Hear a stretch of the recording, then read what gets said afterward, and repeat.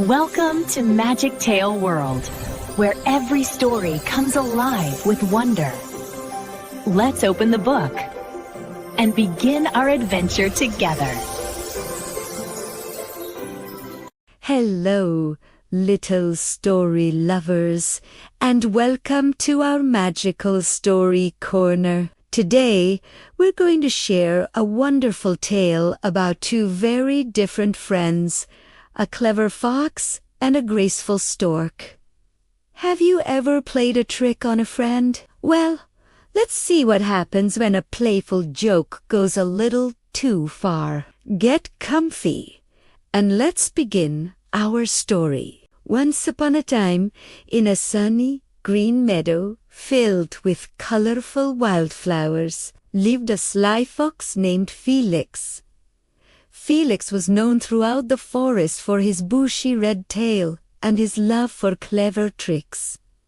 He thought he was the smartest animal around. One bright morning, Felix had an idea. He decided he would invite his friend, a tall, elegant stork named Stella, over for dinner. He chuckled to himself, planning a little mischief. So, Felix trotted through the whispering woods until he found Stella standing gracefully by a sparkling stream, dipping her long beak into the water. "Good morning, Stella, my dear friend," Felix called out with a wide, toothy grin. "You look as lovely as ever today. I was just thinking, it's been far too long since we've shared a meal. Would you do me the honor of joining me for dinner at my den this evening?" Stella was delighted. She had always enjoyed Felix's company, even though he could be a bit of a rascal. "Oh, Felix, how wonderful. I would love to come. Thank you so much for the invitation. What time should I be there?" she replied, her voice as gentle as the rustling leaves. "Come around sunset," said Felix, winking. "I'll prepare something absolutely delicious."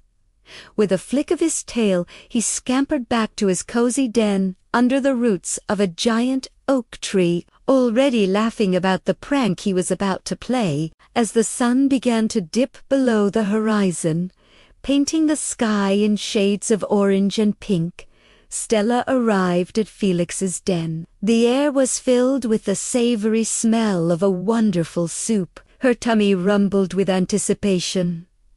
"Felix, that smells heavenly," she called out as she approached. Felix appeared at the entrance, wiping his paws on an apron. "Welcome, Stella. Welcome. I'm so glad you could make it. Please, come in and make yourself at home.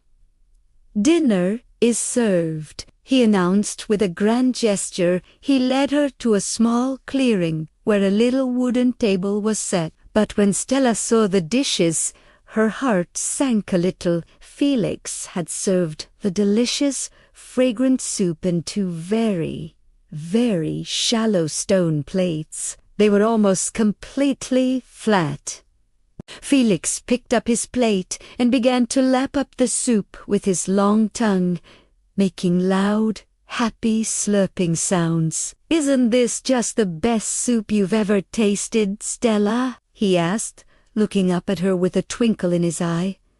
Poor Stella. She stood over her plate, her long, thin beak completely useless. No matter how she tried, she couldn't get a single drop of the soup. She could only dip the very tip of her beak into the shallow liquid, while Felix greedily finished his entire meal. She was very hungry and very disappointed. Felix, pretending not to notice her struggle, said, "Oh dear, Stella, you're not eating. Don't you like my cooking?" Stella, being very polite and not wanting to seem rude, simply smiled faintly. "The soup smells wonderful, Felix," she said quietly, "but I'm afraid I'm not very hungry this evening. Thank you for the invitation. It was a memorable dinner, Though she was hurt by his thoughtless joke, she didn't show her anger. She gracefully bid him good night and began the long walk home, her stomach still empty. As she flew, an idea began to form in her own clever mind. A few days later, it was Stella's turn. She flew over to Felix's den, where he was napping in the sun. "Good morning, Felix," she called cheerfully. "I'd like to return your kindness. Would you please come to my nest for dinner tonight? I'm planning to make something special just for you." Felix's ears perked up. Free dinner, of course. He had almost forgotten about his little prank and eagerly accepted. "Why, thank you, Stella.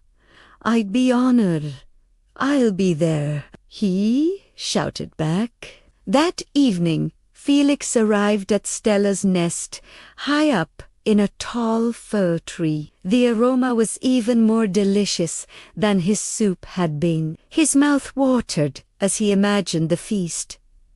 Stella welcomed him with a warm smile. "Felix, I'm so glad you could come. I've been cooking all day. Please, have a seat." She pointed her beak towards two very tall, slender jars, each with a very long, narrow neck. Inside, Felix could see a wonderful stew filled with tasty morsels of fish and herbs. "Dinner is served," Stella said. She gracefully dipped her long, thin beak into her jar and began to eat, enjoying every bite. "Delicious," she mumbled through a full beak. Felix, however, could only stare at his jar. His short snout couldn't fit into the narrow opening. He tried to lick the outside of the jar. He tried to tip it over, but it was too heavy. He could only smell the wonderful food while his stomach growled louder and louder. He couldn't get a single bite. Stella finished her meal and looked at Felix, who was sitting with a very grumpy look on his face. She didn't laugh or tease him. She simply said, in a calm and gentle voice, "Is something wrong, Felix? You haven't touched your dinner." Felix's face turned as red as his fur. He finally understood how Stella must have felt at his house. He was embarrassed and ashamed. He looked at the ground and mumbled, "I'm sorry, Stella. Now I understand. My trick wasn't very funny, was it?" Stella nodded kindly. "It's not very nice to feel left out, is it? Say. From that day on, Felix the Fox never played a mean trick on anyone again. He learned a very important lesson. You should always treat others the way you want to be treated. And he and Stella became even better friends, always making sure that when they shared a meal, everyone could enjoy it. And that's the end of our story. What a good lesson to learn, right? Always be kind and thoughtful to your friends. I hope you enjoyed the tale of the fox and the stork. If you did, don't forget to give this video a big thumbs up, share it with your friends, and hit that subscribe button so you don't miss our next story adventure. Thanks for listening and see you next time. Bye bye.